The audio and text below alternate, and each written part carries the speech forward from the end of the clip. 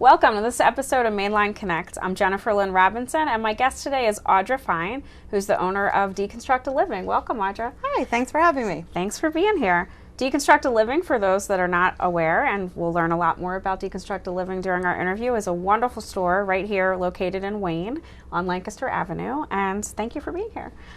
So we like to start off the show with kind of a question about networking, and I kind of know the answer to this knowing you, but I thought this would be a good thing to discuss with our viewers. Tell us about the role social media plays in growing your business. I would think it's a big one. It's huge. Yeah. I kind of came in at the beginning and the end of social media. So when this thing, Facebook, kind of happened, I was a little older than the target audience and still young enough to understand it. So in some ways I had to teach myself a lot of it. And every time there's a new type of social media, I have to reteach myself something new.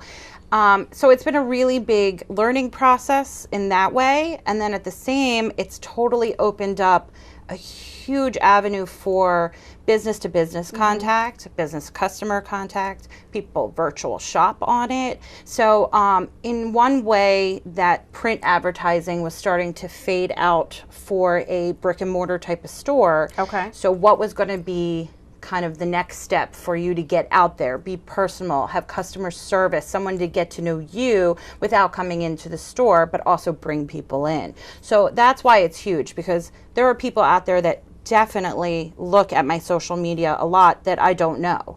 And then when I hear people say, oh, I saw this on XYZ, it makes it just that much more for me to do it. So what I've learned the most is to do a little bit of everything. You do a little bit of you in a personal way. That way people get to know you as a store owner. You do some product, you do some parties or events that you're doing, and you keep them moving and entertained mostly. So all in all, I can't have a brick and mortar store without social media today. Is there one platform that you feel like has been super successful for you? They all are very intertwined. So I don't really think one is better than another. They show you numbers and statistics. Right. But, everybody is drawn to a certain outlet more. So I can't ever say one's better than the other. They're all kind of interconnected either way. So, but sometimes I do things just for Facebook or just for Instagram or just for Pinterest. So with that being said, I think that you need all of them as a platform to make sure you get different target audiences. That makes sense. And do you do all your own social media? I do. That's what I thought, yeah. And I do too. I know. It's a lot, yeah. It is. I think once you get into a rhythm, it becomes a little easier. I have to be honest, Snapchat, which is the newest thing, I haven't ventured into yet, but it's inevitable. You're going to have to do it. Right. But yeah, you do it all. I think me having my hands on it make it more personable. I agree. Yeah. So let's get back to how you started. I know you just had your 5-year anniversary for Deconstruct a Living. Congratulations on that. And so you started in about 2010. So why in 2010 did you decide this was the right time to start, and why in Wayne? All good questions. Yeah. So I grew up on the main line. Okay. I grew up in Bryn Mawr, so I'm a mainline girl. And after leaving for some time and having different careers, I actually came back. And I have to say, I've never really not thought of having a store on the main line. People will tell you, even at 16, I was like, I'm going to have a store. It was just something I always had in me that I wanted to do. I love retail. I don't think you go into retail and are successful without loving it and really knowing what it entails. And I say this to everyone, it's 24 hours a day, 7 days a week. You might be able to make your own schedule, but it's every day. Okay. So when the chance happened that I was like, okay, this is the time. I had one child at the time. I knew a second would come later. It was now or never, because I felt once I had the second, I would never make it a priority. So I started to kind of scout locations, and the location I'm in at 201 East was a location that became vacant, and I didn't know it was going to become vacant. I passed it one night and I was like, This is it. That's it. And, you know, it was a combination of, I knew I wanted to be in a certain part of the main line. I wanted to be more central so people from one end could come to the center and the other end come to that center. I wanted a walkable town. I wanted a community town. So that's really kind of were my specifications. And then once that came open, it was a matter of like 2 weeks. Oh, wow. Yeah, okay. I called. It was still available. I walked through and it was done. Yeah. So, you know, you were talking about kind of your love of retail and always wanting to open a store. And I know in reading on your website, I learned that you were a third-generation retailer. Yes. So tell us about that. So I always say retail's in my blood. People ask me how long have I been doing it, and I technically was doing it in the womb. My grandfather started a furniture store in the latter part of the 40s, and in the 80s, my father bought that store and then opened 2 after that. So we had 3 furniture stores. When we had off from school, I worked there. I started cleaning there. I did sales, and I just always was part of retail. And then I worked in boutiques, and I just kind of, even though I tried other things in my life, it was still retail based in its own way. And it's just something I couldn't get away from. I mean, I love it. I love people. I could not be in a situation where I wasn't talking to people all the time. I can't see that. I'm the same way, so I understand. So you kind of learn your strengths as you go through life, and you know, those were one I checked off. And then you know, as much as my parents probably tried me not to be in retail, they knew that it was going to happen somehow. Yeah. So later in the interview, we'll showcase products that you've brought with you, some really cool stuff. But just in general, what do you think people will find at Deconstructed Living that they won't find elsewhere in other boutiques on the main line? So one of the things that I really try in a business model is to never have the same thing twice. Keep it moving. You know, there's a couple ways you can look at retail. You can look at it like sit on it and wait for the perfect buyer, or get it in, get it out, keep it moving. And because I really work with a lot of artisans, they do the same thing. Excuse me. So, you know, they move as quickly as I do. Also, I constantly am looking for new people to come and be a part of the store. So with that being said, I always have something different. So if you come in on a Monday one week and a Monday the next week, you rarely see the same thing twice. And I really do that on purpose because I think we move as people now a lot faster. Yes. So. Now, as far as the artists and things that you work with, how do you find them? Yeah. Good question. Everyone asks me this, and one day I need to come up with a really good answer. It's really a collection. I mean, it's me going up to you on the street and being like, who is that? What is that? Let me look. And I literally will tear it off of someone and be like, let me see what bag it is.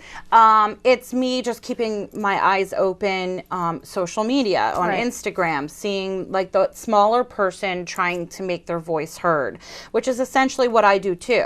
So I really kind of hone in. If it attracts me, I go after it. So I constantly am chasing the next best thing or new thing.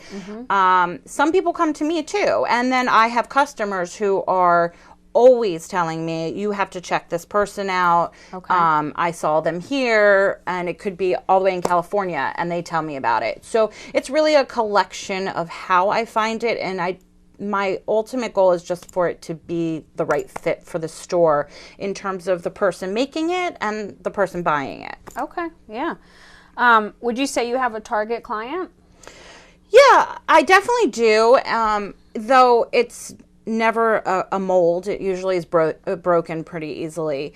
My target customer and my consistent customer gets it, is what I say. So they just want something that's a little different, a little tweaked, a little distinctive, something that says, hey, here I am, without being too flashy or too mainstream.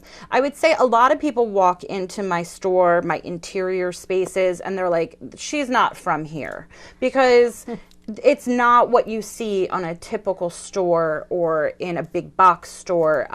It's really saying, this piece is talking to me, buy me. Right. I love that. Yeah. So the kind of the love that you have for interior design, I know you and your husband do a lot of that, going into people's houses, and he also builds custom furniture. He does, yes. So tell us about more of that. Yes, we have lots of hats in our houses. Yeah.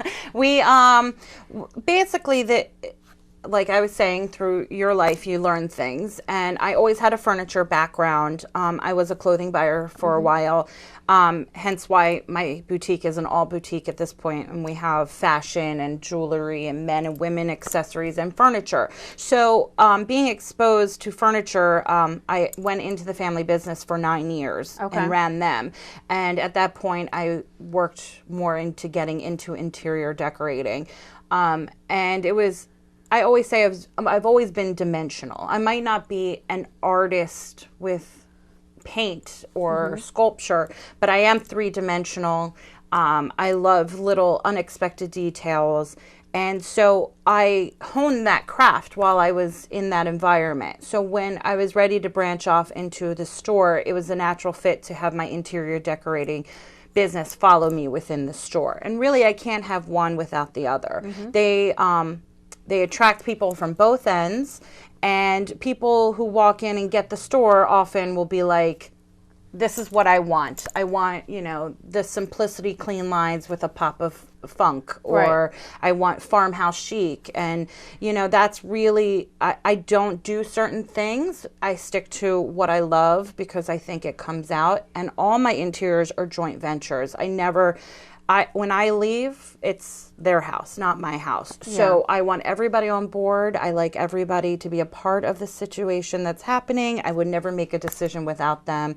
I just guide and make sure that it's going to be looking beautiful and what they really want in the end. And what kind of stuff does your husband do?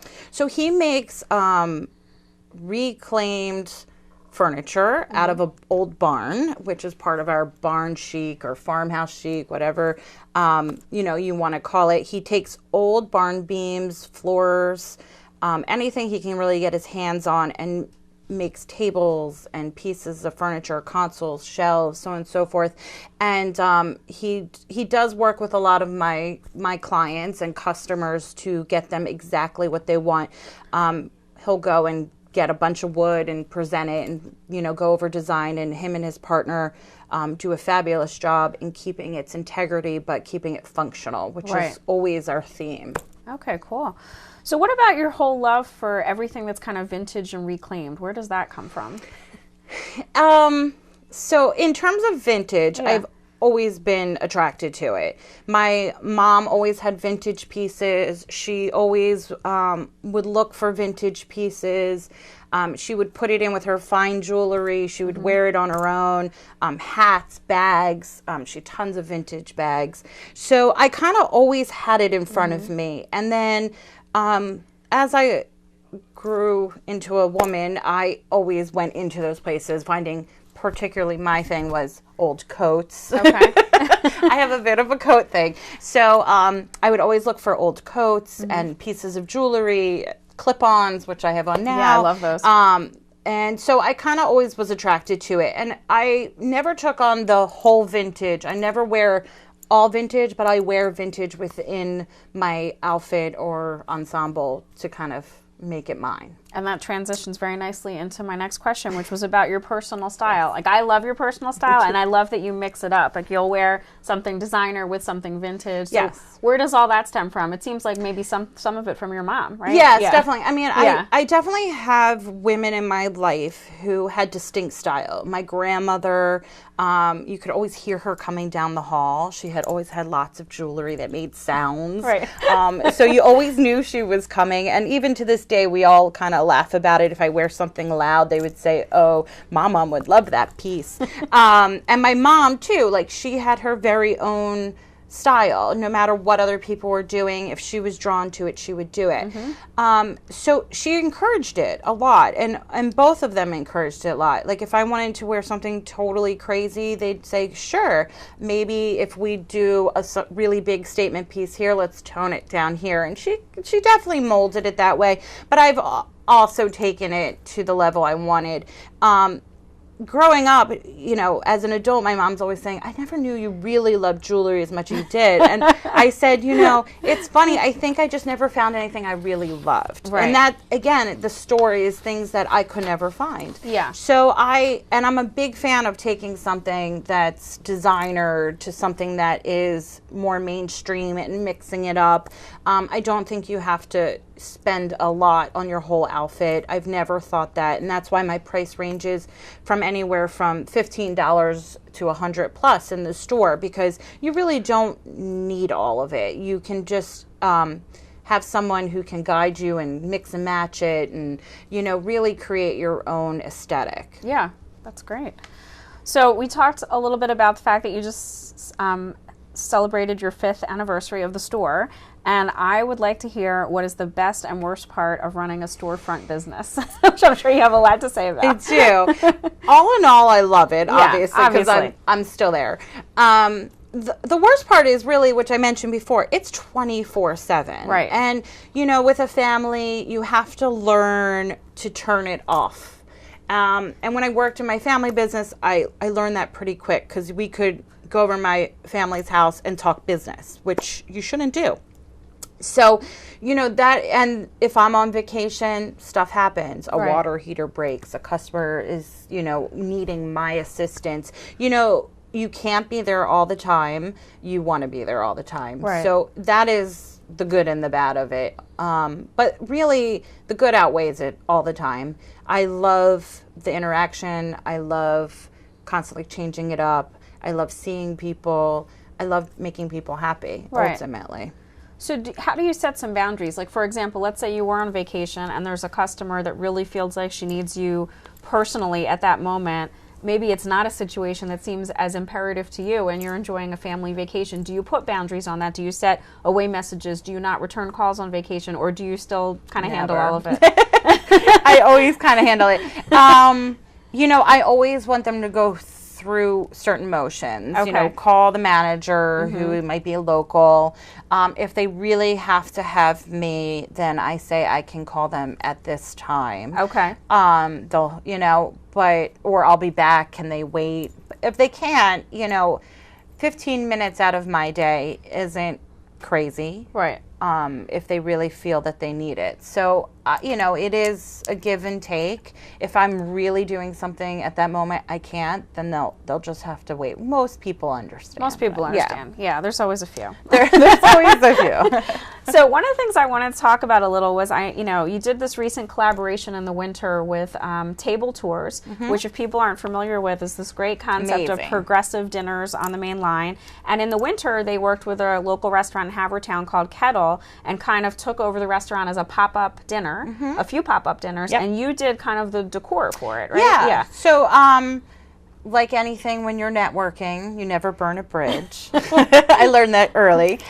So Katie, who is doing a few things on the main line, I actually met when I waitressed when I was 22. Okay. And she was in the kitchen and I was waitressing, and then full circle, you know, she heard running I had a Table store. Tours. And so she came to me and she asked if I would be interested in doing some decor, which I have done some private parties in the past, and she actually didn't know that until I told her. Yeah. When I saw the decor, I said, I didn't know Audra did all this. Yeah. You know, I don't do it a lot just because of time, because, again, there's only so many hats you can wear. Right. But certain people I'll totally do it for. We've done kids parties. I've done some private in-home adult parties. Okay.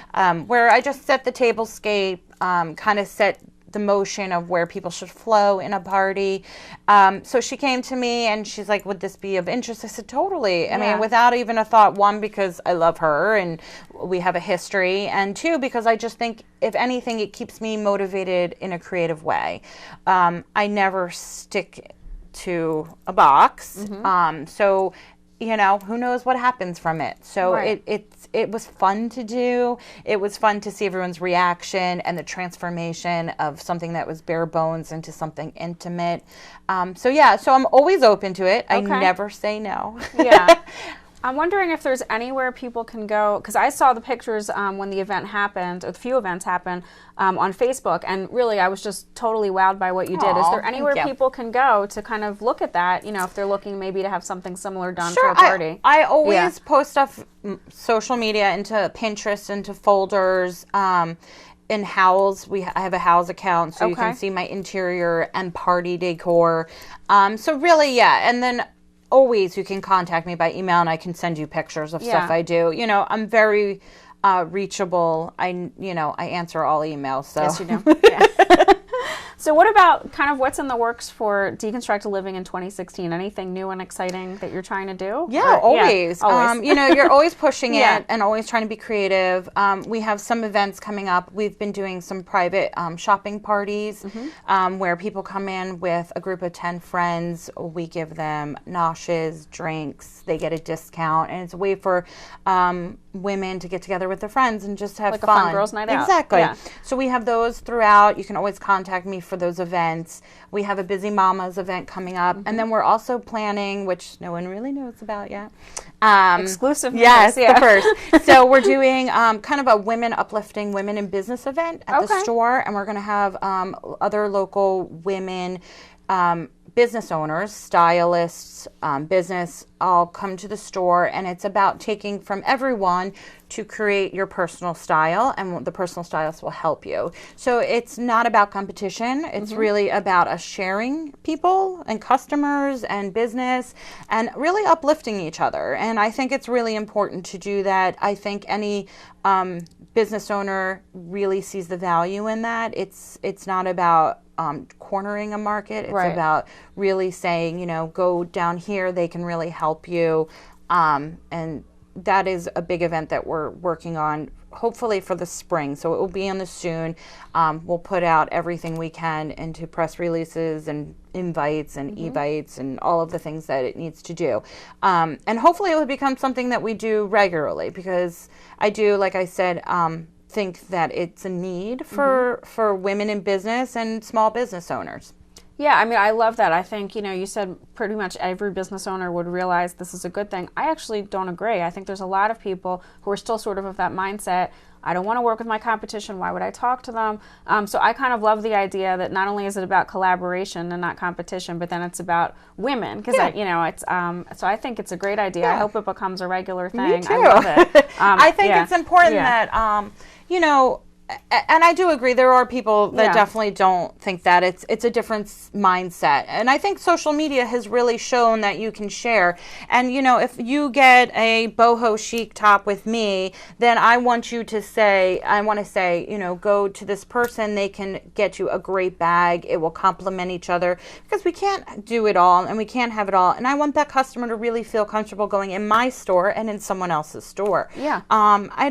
I don't think it's, like I said, about who you own as a customer. Yeah. I'm always going to say, look, this stuff came in. I send emails out all the time when I think of a customer that they would love it. I love that. And I'd be like, this came in.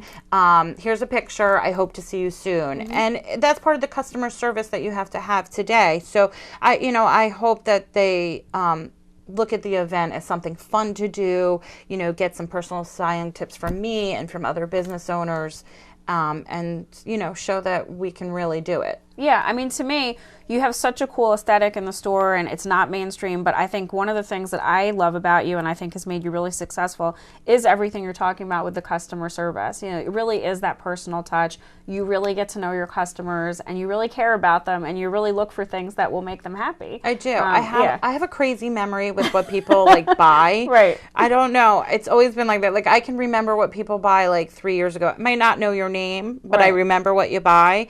And then I can kind of say, oh, you bought this, let's put this with it. And like I said, we really put, I send out emails all the time. So what I want to talk about now is, as people can see behind us, Audra's brought all this amazing stuff, and clearly any time is a good time to shop, but Mother's Day is not far away. Yep. So we definitely wanted to showcase a few of the items and show them to our viewers. And I guess let's start with this beautiful love plaque, which I think is something that would appeal to a lot of people. Yeah, so we do local artisans in both jewelry, in in paintings, in gift items. So this is one of our local artists. She's out of Malvern, and she does this is all on a wood plaque, and then she does a lot of the wood burning and painting on it, and they come in all different sizes. That's a great way to show love to your mommy, and also have a little bit of Philly love. So as you know, Love Park, so it's inspired by that. And she does a lot of different things with reclaimed items, found items, and they're just a great little addition to add to a bathroom, a kitchen, a hallway, or for them to display in their bedroom too. And what is the price point for that? Her stuff generally ranges from $50 on up, depending on the size. On the size. Okay. And then I know you brought several scarves and wanted to show us some trends that are going on. Yes. So tell us about that. Well, so as we all know, scarves are not just one season anymore. Right. They're all season, which means you have to buy that much more. So you have to buy lightweight, heavyweight, accessories. So we have a lot of things that are trending in the scarf world. One being the skinny scarf, which you can wear a million ways, and I'm sure there's YouTube on it. I'm sure. You can wear them normally, belt it, put it in your hair, bow them, and they're light and they're just a little something for your outfit. And then, as you probably have seen, fringe is hot, hot, hot. I love the fringe. Yes, Yeah. and fringe is great. It adds a little pizzazz, a little bit of something, but it also can be not age appropriate. So you also have to be careful. So we always think of the person, and this is a great way to add fringe in your wardrobe with a t-shirt, a little bomber jacket, jean jacket, tank. It is faux suede, and you can literally just wrap it like a handkerchief, and then it adds just instant pizzazz cute. without having to worry about all the other stuff. And then you can also wear it as a basic shawl around your shoulders, since it's just a V in the back. So if you have a little sundress or tank, you can have the fringe through the back as well. The other thing that is trending is square scarves, which you'll see all over. Again, you can put a little bit of something on your bag. You can wear it in your hair, around your neck. And what is sort of the range of price points for the scarves? These all here range from $20 to $50. Okay, so that's super reasonable. Exactly. We try to really keep, when we're doing gifting, we ask people, you know, a little bit about the person they're gifting. Are they funky? Are they a little more conservative with edge? So we really try to get the right gifts, especially for people who just kind of feel lost when they're shopping, which we do tend to get a lot of those people. Yeah. Because we can really help you and create like a perfect gift if it's 2 items, 1 item, so on and so forth. And I know the statement jewelry is always a big thing. Always. So you did bring this beautiful necklace. And we also have these fun bracelets. I don't know how close we can get to them, but they have really cool inspirational messages on them. They do. Yeah. She is a designer, so she does all these leather, and they're adjustable on the back. And her inspiration are really poetic, which is a nice, you know, you always kind of see things of your mantra, things you want to put out there in the world, or something you want to tell someone. So these are a great way to do it in a little bit more everyday way. And then the jewelry that we have here, this is a designer, Ink and Alloy, out of Atlanta, and they use a lot of bone and hematite, and she's all about making it very earthy and modern and wearable. Okay. So you can dress it up, dress it down. We have tons of pieces. In length they vary, in color, grays, naturals, some pinks. And yes, this jeweler, she's actually another local jeweler. She uses all old bottle caps and vintage pieces, and again, they come in all different sizes. They start from 30 to 65. Wonderful. So I want to make sure people know how to reach you if they want to get in touch with the store or you. So tell our viewers. Yeah, so we have many ways to reach me. One, you can visit our website, www.deconstructedliving.com. We also have a store on shopteeks.com. You can visit us on Instagram, Facebook, Pinterest, and Houzz, all deconstructedliving.com, and Twitter as well. You can also email me at info@deconstructedliving.com, and our phone number is 610-975-8908. Our store location is 201 East Lancaster Avenue, Wayne, PA. What I love about everything you've shown today, too, is you don't have to know people's sizes. They don't have to look a certain way, be a certain age. Everybody can wear scarves, jewelry, you know, the beautiful plaques, homeware, and some of the other pieces that hopefully viewers see, but we didn't get to show. So thank you so much for being here today. Thank you. We'll see you next time.